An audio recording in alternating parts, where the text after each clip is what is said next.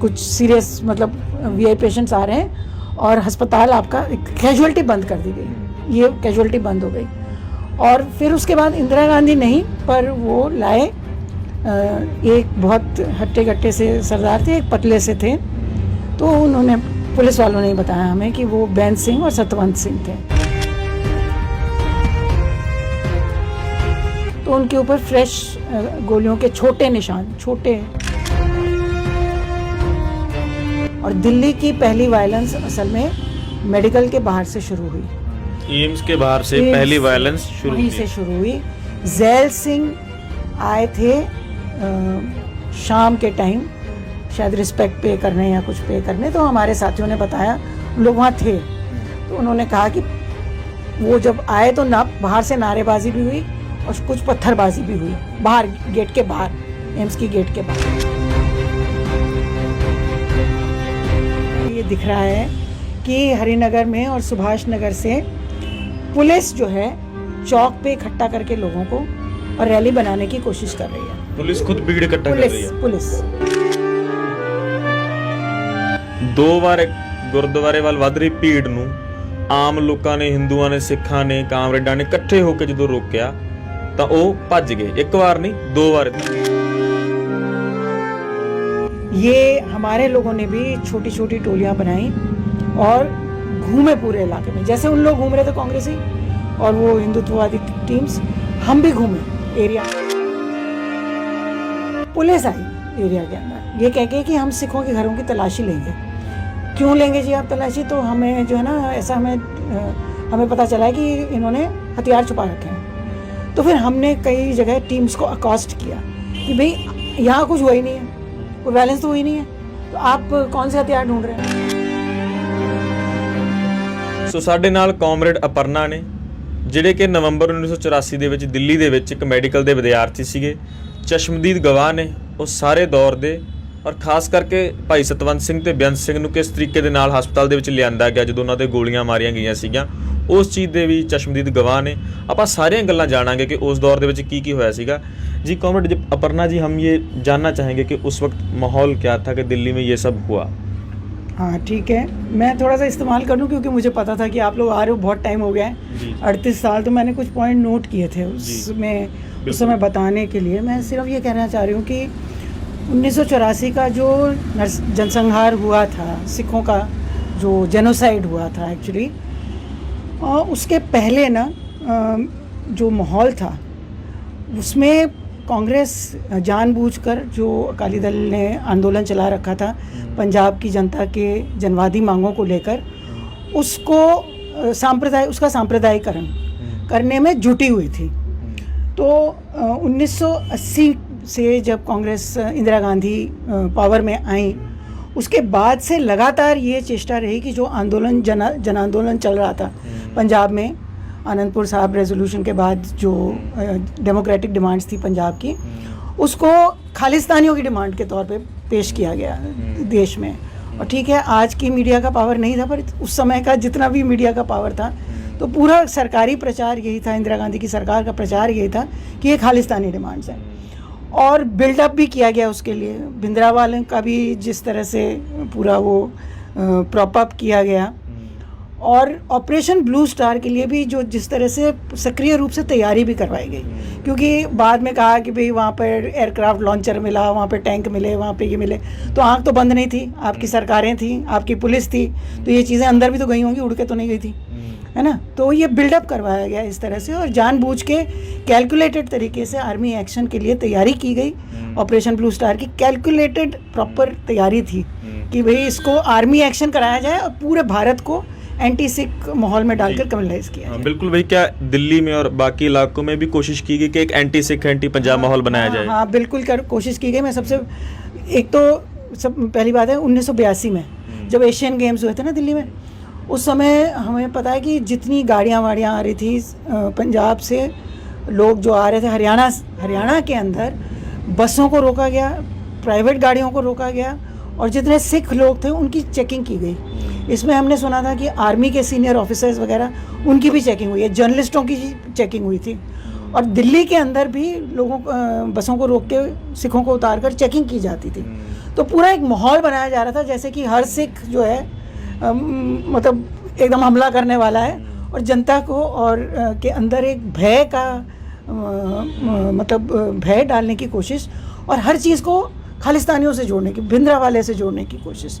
ये एक सक्रिय कोशिश मुझे लगता है ऑपरेशन ब्लू स्टार के पहले ये उत्तर भारत में तो की ही गई थी कम से कम। उसके बाद जून 1984 में ऑपरेशन ब्लू स्टार होता है, और फिर आते आते हम आते हैं कि 31 अक्टूबर 1984 को इंदिरा गांधी का मर्डर होता है। सतवंत सिंह और बेअंत सिंह उनका मर्डर करते हैं। उसके बाद दिल्ली में जो कुछ हुआ, जो कुछ आपने देखा, वो ज़रूर हमारे दर्शकों के साथ साझा कीजिए। पर उसके पहले मैं आपको ये बताना चाहूँगी कि हम तो राजनीतिक कार्यकर्ता थे। मैं उस समय मैं मेडिकल स्टूडेंट तो नहीं थी, पर उसके बाद मैं हाउस जॉब कर रही थी मैं।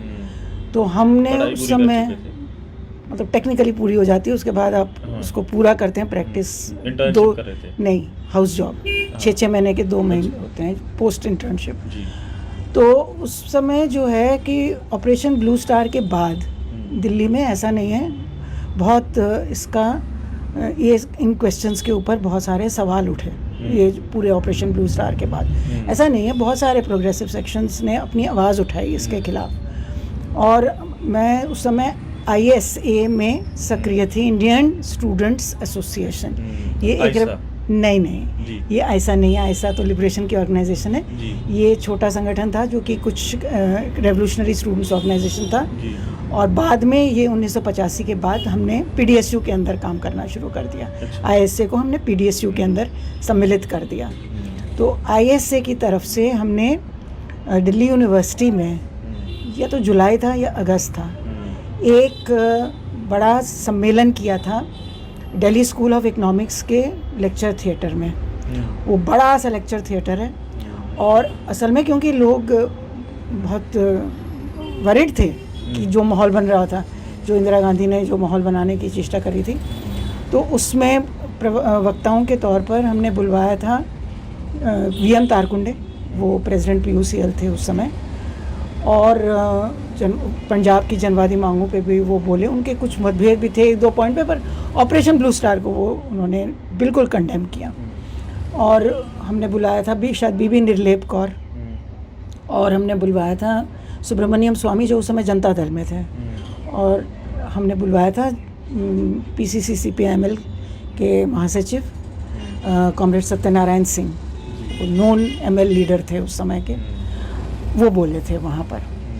और एक्चुअली जब कॉमरेड SN सिंह बोले तो हॉल, मैं मॉडरेटर थी, हॉल बिल्कुल भर गया था, किसी के कंट्रोल के बाहर वो भीड़ थी। और विशेषकर उन्होंने जब वहाँ पर उन्होंने विरोध किया खालिस्तानी आंदोलन का, ऑपरेशन ब्लू स्टार को बिल्कुल कंडेम किया। कांग्रेस सरकार, इंदिरा गांधी सरकार का जो पूरा सांप्रदायिकरण का जो चेष्टा थी, एंटी सिख जो है समझ फैलाने की जो कोशिश थी, उसका पूरा खंडन किया उन्होंने। पर उन्होंने ये भी कहा कि खालिस्तानी मूवमेंट जो है ये डिविसिव है, ये जनता को बांटती है। और उन्होंने कहा कि हम खालिस्तानी मूवमेंट का सपोर्ट नहीं करते हैं, पंजाबी मूवमेंट का सपोर्ट करते हैं। ये जो डेमोक्रेटिक डिमांड्स पंजाब की लड़ाई है, ये एक्चुअली पंजाबी लोगों की लड़ाई है। ये गलत है कहना कि ये सिखों की लड़ाई है। और उन्होंने नेशनैलिटी वहाँ डिफ़ाइन किया कि भाई जो मार्क्सिस्ट टर्म्स हैं कि भाई एक पीपल जो कि जोग्राफिकल इलाके के अंदर रहते हैं, एक मतलब लगातार चलता हुआ एरिया के अंदर रहते हैं, इकोनॉमिकली सेम काम, इकोनॉमिकली कोहेरेंट कम्युनिटी होती है, और उसकी जो है लैंग्वेज एक होती है, और उसकी कॉमन साइकोलॉजिकल परसेप्शंस होती हैं जो कि एक कॉमन कल्चर में रिजल्ट करती हैं। अगर मैं बोलना चाहूँ कि एक इलाका होता है, एक नेशनलिटी एक इलाका होता है, उसकी एक भाषा होती है, एक तरह के आर्थिक जीवन वो बिताते हैं, और एक तरह का उनका एक कल्चर होता है जो कि कॉमन साइकोलॉजिकल मेकअप, मानसिक, आप उसको कहते हैं ना कि अरे यार ये पंजाबी है, देखो ना कैसे जो है मस्त रहता है, ऐसे नहीं कि बोलते लोग, तो इस चीज़ से कॉमन साइकोलॉजिकल मेकअप होता है, ऐसे डिफाइन होती है नेशनलिटी। इन्होंने वहाँ बताया, और मतलब क्योंकि हर तरह का एलिमेंट था वहाँ सुनने के लिए, तो बड़ी तालियां भी बजी और बड़े हूटिंग भी हुई, वो अलग बात है, पर बहुत तालियां बजी क्योंकि बहुत सारा लेफ्ट, वो बहुत इंपॉर्टेंट लीडर थे उस समय के, नॉन लीडर थे, और लोग, बहुत सारे लोग वहाँ गैदर हुए थे यूनिवर्सिटी के उनको सुनने के लिए। और उन्होंने इस तरह से डिफ़ाइन भी किया, और उन्होंने कहा कि ये पंजाबियों की लड़ाई है और इसको खालिस्तानियों की लड़ाई बताना गलत है, और खालिस्तानी डिविसिव है, और ये पंजाबी डिमांड्स को सपोर्ट किया, ऑपरेशन ब्लू स्टार को कंडेम किया, और इसको कंडेम किया, इंदिरा गांधी के कम्युनल इसको कंडेम किया। तो ये एक बड़ी मीटिंग हुई थी। दूसरी एक मीटिंग हुई थी जो कि PUCL और जनवादी ऑर्गेनाइजेशन था, हमारे दोस्त PUCL में भी काम करते थे और VM तारकुंडे भी उसमें सक्रिय थे। मावलंकर हॉल में बहुत बड़ी मीटिंग हुई थी उस समय, उसमें भी हमारे संगठन की तरफ से भी लोग बोले थे, हमारी विचारधारा की तरफ से लोग एक साथी बोले थे और दूसरे लोग भी बोले थे, और उन्होंने भी ऑपरेशन ब्लू स्टार को कंडेम किया था। यानी कि ब्लू स्टार के बाद लगातार जो है लेफ्ट की और डेमोक्रेटिक ऑर्गेनाइजेशंस लगातार इसके खिलाफ बोल रहे थे। हाँ, बिल्कुल बोल रहे थे, बिल्कुल बोल रहे थे, और पब्लिकली बोल रहे थे, और जनता को समझाने की कोशिश कर रहे थे ये फ़र्क कि ये जो डेमोक्रेटिक डिमांड्स हैं पंजाब की, जिसको कि खालिस्तानी डिमांड्स लेबल की जा रही हैं, ये पंजाबियों की डिमांड है, ये पंजाब के लोगों की डिमांड है। ये ऐसा नहीं है कि सिखों की डिमांड है और एंटी नेशनल टाइप डिमांड है, ऐसा नहीं है। ये बात को का बहुत प्रचार था।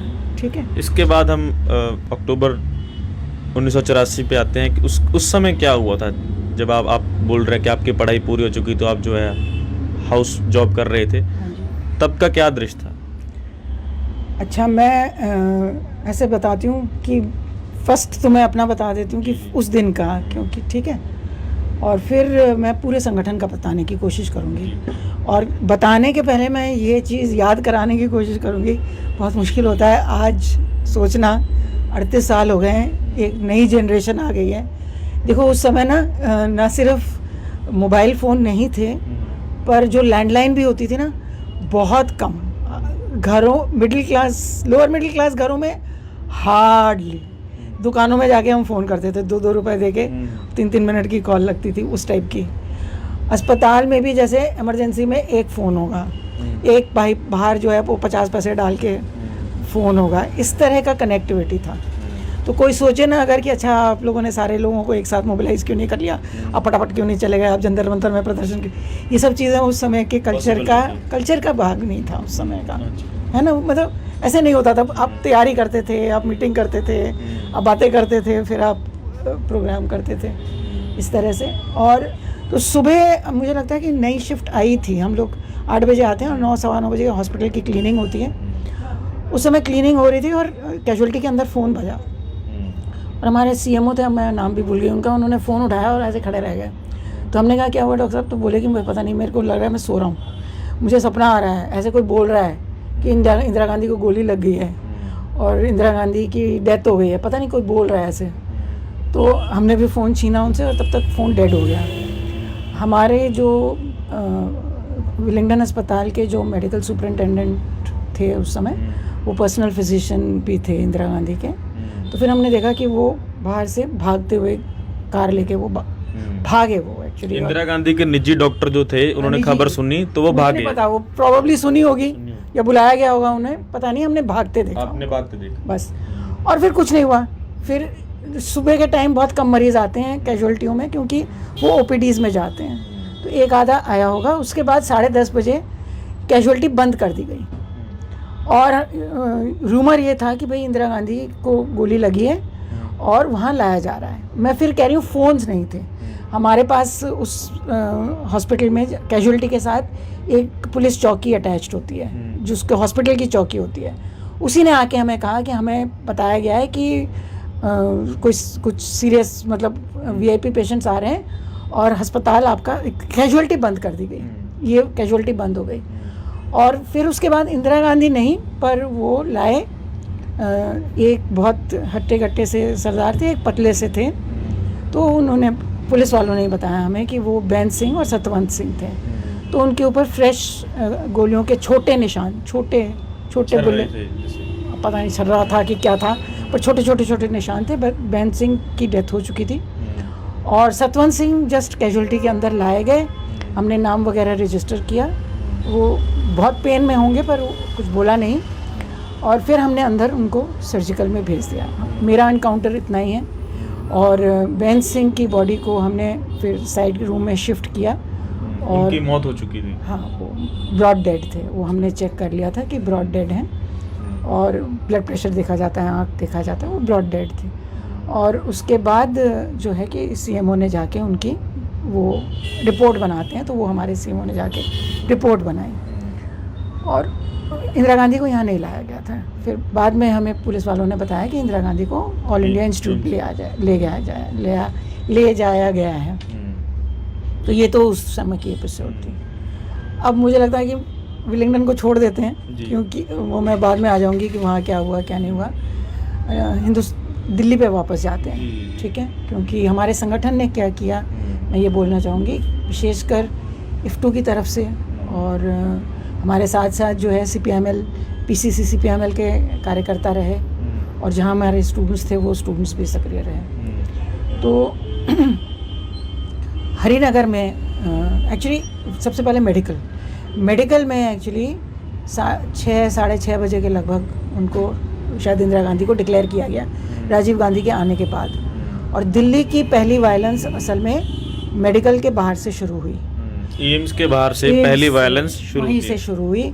जैल सिंह आए थे शाम के टाइम, शायद रिस्पेक्ट पे करने या कुछ पे करने, तो हमारे साथियों ने बताया, लोग वहाँ थे, तो उन्होंने कहा कि वो जब आए तो ना बाहर से नारेबाजी भी हुई और कुछ पत्थरबाजी भी हुई बाहर, गेट के बाहर, एम्स की गेट के बाहर। तो हमारे जो साथी लोग थे, जैसे ये इन्फॉर्मेशन स्प्रेड हुई, तो हरिनगर हमारा जो इफ्टू का एक बड़ा दफ्तर उस समय, तो उसमें ना छोटा सा दफ्तर था और बड़ा सा ओपन एरिया था सामने। और हरिनगर मायापुरी इलाका ऐसा इलाका है जहाँ शायद 1/3 से थोड़ा कम सिख पॉपुलेशन होगी, पर मायापुरी इंडस्ट्रियल एरिया सटा हुआ है, और मायापुरी में बहुत सारा सिख ओनर्स हैं, मालिक हैं, ठीक है। तो उधर हमारे जो इफ्टू के मेन कार्यकर्ता वगैरह थे वो वहाँ थे उधर।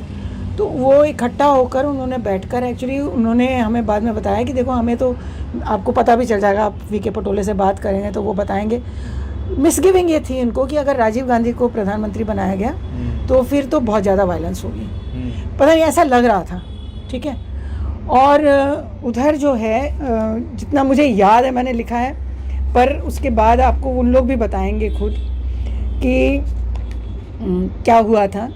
31 की शाम को ना हरिनगर की दफ्तर में फिर हमारे साथियों ने इफ्टू के लोगों को इकट्ठा किया। 25 थे, 30 थे, जितने भी थे, और वर्कर्स थे और कुछ जो राजनीतिक कार्यकर्ता थे उस इलाके में काम करने वाले, कुछ जो PCC के इलाके के साथी थे। वहाँ पे उन्होंने अच्छे से डिस्कशन की कि हो सकता है कि वायलेंस होगी, और अगर वायलेंस होगी तो उन्होंने ये ठान ली कि भाई ठीक है, हम कुछ भी करेंगे पर हम हरिनगर एरिया में वायलेंस नहीं होने देंगे। और वहाँ पे हमारे पास हमारे जो वहाँ पे one of the main leaders भी थे, राजेश भूषण, वो खुद पंजाबी भी थे, उनकी फैमिली भी बहुत अच्छे से इन्वॉल्व हुई, और बहुत सारे कुछ ऐसे प्रोग्रेसिव पंजाबी फैमिलियाँ भी जो कि नॉन सिख थी, वो भी हमारे साथ इस तरह से हमने संपर्क किया और इन्वॉल्व हुए, ठीक है। लोगों में ये था कि कुछ होगा तो तैयारी रखें, मतलब हमारे लोगों को ये अप्रीहेंशन था कि कुछ होगा, ठीक है। और फिर इन्फॉर्मेशन तो आई गई कि भाई एम्स के बाहर पत्थर चले हैं, ये तो सबको पता चले गया था, ठीक है। तो अगले दिन सुबह क्या हुआ कि स्मोक दिखी मायापुरी से वर्करों को, जब वो जा रहे थे नौकरी करने के लिए, ठीक है, ड्यूटी पे जा रहे थे 1 तारीख को। उन्होंने देखा कि 2-3 जगह मायापुरी से उन्होंने ऐसे धुआं उड़ता देखा, तो वो वापस आए, हमारे लोग वापस आए और वो दफ्तर में आ गए, ठीक है। तो उन्होंने दफ्तर में आकर कहा कि हमें ये दिख रहा है कि हरिनगर में और सुभाष नगर से पुलिस जो है चौक पे इकट्ठा करके लोगों को और रैली बनाने की कोशिश कर रही है। पुलिस खुद भीड़ इकट्ठा कर रही है। पुलिस लोगों को रोककर और भीड़ इकट्ठा कर ये लोगों को इकट्ठा करने की कोशिश कर रही है। तो उन्होंने क्या किया कि इन्होंने इन मज़दूरों को भी बिठाया हम लोगों ने, और हमारे लोगों ने दूसरे बुलाए, कहा कि ढूंढो दूसरे अपने साथी कहाँ हैं, कहो ड्यूटी मत जाओ, इधर आओ।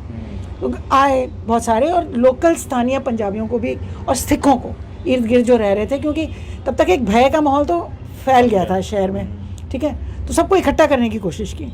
अच्छा, ये भी एक बात है कि शुरू में तो ये था कि लोगों का थोड़ा बहुत एहसास अगर किसी का ये रहा भी होगा कुछ कॉमन लोगों में कि भाई देखो जो इतनी हिंसा की है इंदिरा गांधी के ऊपर तो इसका रिएक्शन हो रहा है, पर जब होने लगा ना तो ऐसा नहीं है, मुझे नहीं लगता कि आम लोग उससे एकदम भी नहीं सहमत थे, क्योंकि जहाँ भी किसी ने भी टर्न किया है तो आम लोग जो है अगर उनको लगा कि मतलब हिम्मत कर रहे हैं लोग और रेजिस्ट कर रहे हैं तो लोग निकल पर भी आए थे ऐसे।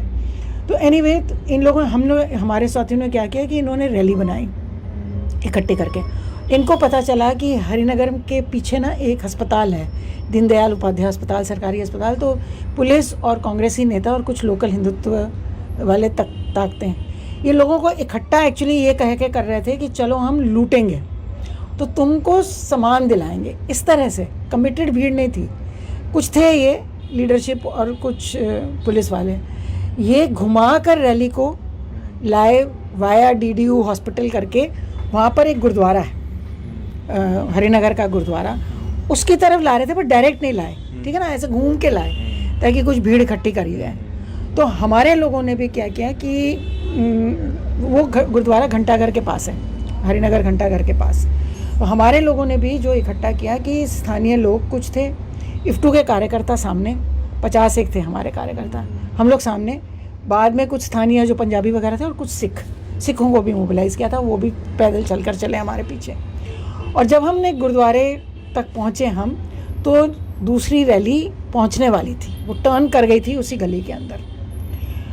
तो उस समय हमें लगा कि अगर ये गुरुद्वारा अटैक हो गया किसी चांस से तो सिचुएशन आउट ऑफ कंट्रोल हो जाएगी, क्योंकि फिर आप दोनों तरफ से प्रिवेंट कुछ नहीं कर सकते, आदमी गुस्सा ही भी जाता है। तो हमने क्या किया कि उस समय मेन रोड जो थी ना वहाँ पे, वो वैसे भी उसमें मरम्मत चल रही थी, उसी रोड पे मरम्मत चल रही थी, वैसे भी पत्थर पड़े हुए थे।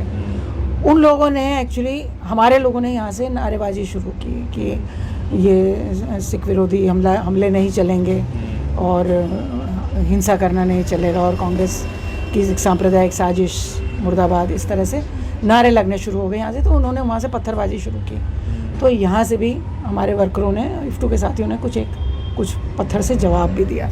तो जब यहाँ से जवाब दिया गया इस तरह से और एडवांस किया गया बिना डरे, तो जो पीछे भीड़ थी ना, जो एक्चुअली लूटपाट करने आई थी, तो वो मुकाबला करने नहीं आई थी, वो भाग गई। वो जब भाग गई तो कुछ पुलिस वाले रह गए, वो कुछ कांग्रेसी नेता और थोड़े बहुत वो हिंदुत्ववादी एलिमेंट, वो उस टाइप के लोग रह गए, वो बहुत थोड़े पड़ गए।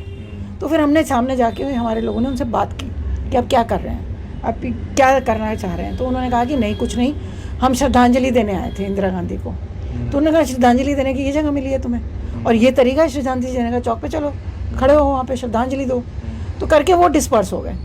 पर हमें लगा कि इससे मामला ख़त्म नहीं हुआ है, पर इस मुकाबले से थोड़ा लोकल लोगों में विश्वास हुआ, थोड़ा सिखों में भी विश्वास हुआ कि हाँ हम वापस कर सकते हैं, और हमारे वर्करों में भी हिम्मत आई, ठीक है ना। तो हम वापस गए दफ्तर में और हमने कहा हम सचेत रहेंगे, घूमो इलाके में, पता करने की कोशिश करो। तब तक जनरल लोगों में भी ये आइडिया फैल गया था कि भाई ये फैलेंगे और ये कुछ बचाने की कोशिश करेंगे, तो लोग आ के बताते थे कि वहाँ भीड़ आ रही है, वहाँ भीड़ आ रही है। तो एक और कोशिश दोपहर को की गई थी उस दिन, और उस दिन उसको भी विफल किया ਗਿਆ था। ਯਾਨੀ ਕਿ ਦੋ ਵਾਰ ਗੁਰਦੁਆਰੇ ਵੱਲ ਵੱਧ ਰਹੀ ਭੀੜ ਨੂੰ ਆਮ ਲੋਕਾਂ ਨੇ, ਹਿੰਦੂਆਂ ਨੇ, ਸਿੱਖਾਂ ਨੇ, ਕਾਮਰੇਡਾਂ ਨੇ ਇਕੱਠੇ ਹੋ ਕੇ ਜਦੋਂ ਰੋਕਿਆ ਤਾਂ ਉਹ ਭੱਜ ਗਏ। ਇੱਕ ਵਾਰ ਨਹੀਂ, ਦੋ ਵਾਰ ਇਦਾਂ ਹੋਇਆ। ਆਪਾਂ ਅੱਗੇ ਵੀ ਜਾਣਾਂਗੇ ਜੀ। अच्छा, फिर दूसरा काम हमने जो किया उस दिन, वहाँ पर और भी छोटे गुरुद्वारे भी हैं, है ना। वहाँ से ना ऐसा भी था कि कुछ उत्तेजित भाषण शुरू हो गए। तो हमारे इफ्टू के लीडरशिप ने और ये PCC के लीडरशिप ने तो, और कुछ लोकल सिखों को साथ लेकर, कुछ पंजाबियों को लेकर हमने जाकर वहाँ पे बात की कि देखिए ये ठीक नहीं है इस समय पर, और आप इन भाषणों को न दिया जाए, ये दिया जाए कि अमन जो है शहर में रहना चाहिए, जनता का ये सवाल नहीं है इस तरह से। और जाकर हमने बातचीत की और लोगों ने माना, वो भाषण भी बंद करवाए गए। वो भी एक कोशिश थी वहाँ पर, और भीड़ को उकसाया जा सकता था, वो भी रोका गया। वो भी, हाँ मतलब नहीं गुरुद्वारों से कुछ होंगे सिख एलिमेंट्स, खालिस्तानी एलिमेंट्स जो दे रहे थे, उनको रोका गया ये कहकर कि हम सबकी जनता की हिफाजत के लिए ये बेहतर है कि ये सब ना किया जाए, है ना, और ये गलत भी है। फिर दूसरे दिन जो है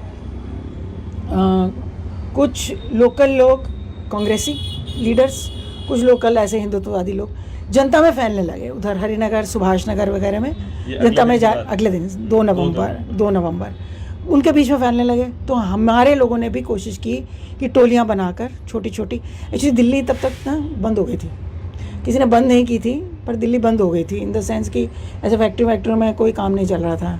तो ऐसा नहीं है कि वर्कर ड्यूटी पे जा रहे थे, लोग हिचक ही रहे थे, बाहर निकलने में भी सभी लोग हिचक रहे थे। मुझे लगता है सब एरिया सेल्फ कंटेंड हो गए थे, क्योंकि अंदर दुकानें होती हैं, वहाँ पे लोग अपना सामान भी ले रहे थे। पर बेसिकली दिल्ली कर्फ्यू तो नहीं लगा था उस समय, पता नहीं, मुझे याद नहीं है। आई थिंक कि कर्फ्यू तो आर्मी के आने के बाद तरीके से बंद ही हो गया था। तो सेकेंड डे जो है कि वो 2 नवंबर को, है ना, ये हमारे लोगों ने भी छोटी छोटी टोलियां बनाई और घूमे पूरे इलाके में, जैसे उन लोग घूम रहे थे कांग्रेसी और वो हिंदुत्ववादी टीम्स, हम भी घूमे एरिया में और हमने जगह जगह पर कॉर्नर मीटिंग ली। और ऐसे लोग सुने भी, बाहर भी निकले, कुछ नहीं भी निकले तो भी घरों के ऊपर खड़े हो गए। और हमने भी बताया कि देखिए ये जो चीज़ चल रही है, साजिश ये है, जनता को बांटने की साजिश है, इसमें नहीं आना है हमने, और लोगों की रक्षा करनी है। शहर का अमन जो है हमारे हाथ में है, पुलिस के हाथ में नहीं है, लीडर्स के हाथ में नहीं छोड़ना, हमने डिफेंड करना है अपने आप को और अपने जनता की एकता को हमने डिफेंड करना है। तो इस चीज़ को लेकर हम घूमे और शाम तक हमारे लोगों में भी ये विश्वास हो गया कि भाई हम हरिनगर, सुभाष नगर में कोई वायलेंस नहीं होने देंगे। इसी के बीच में चाहे 2 को चाहे 3 को, नॉट श्योर है, पुलिस आई एरिया के अंदर ये कह के कि हम सिखों के घरों की तलाशी लेंगे। क्यों लेंगे जी आप तलाशी? तो हमें जो है ना, ऐसा हमें पता चला है कि इन्होंने हथियार छुपा रखे हैं। तो फिर हमने कई जगह टीम्स को अकॉस्ट किया कि भाई यहाँ कुछ हुआ ही नहीं है, कोई वायलेंस तो हुई नहीं है, तो आप कौन से हथियार ढूंढ रहे हैं, कौन सा और सिखों के पास वैसे भी होते भी हैं जो कि उनके लाइसेंस्ड भी होते हैं, कुछ और भी होते हैं। हमने कहा कि तलाशी तब ली जाएगी अगर कहीं वायलेंस होगी, अगर वायलेंस नहीं होगी तो तलाशी नहीं ली जाएगी। तो उसी दिन इन्होंने एक 2 व्हीलर से 2 सिखों को अरेस्ट किया पुलिस ने और कहा कि ये वायलेंस फैलाने जा रहे हैं। तो वहाँ पर भी पुलिस को जो है क्वेश्चन किया गया और ये बोला गया कि आप कैसे पता है आपको वायलेंस फैलाने जा रहे हैं, कुछ भी तो नहीं कर रहे, दोनों तो निकले हैं ऐसे। तो वो क्या बोले कि हमें थाने ले जाना पड़ेगा। तो क्यों थाने ले जाना पड़ेगा? बहुत बहस हुई, तो ले तो गए पर उन्होंने बहुत जल्दी उनको छोड़ दिया वहाँ से, ठीक है।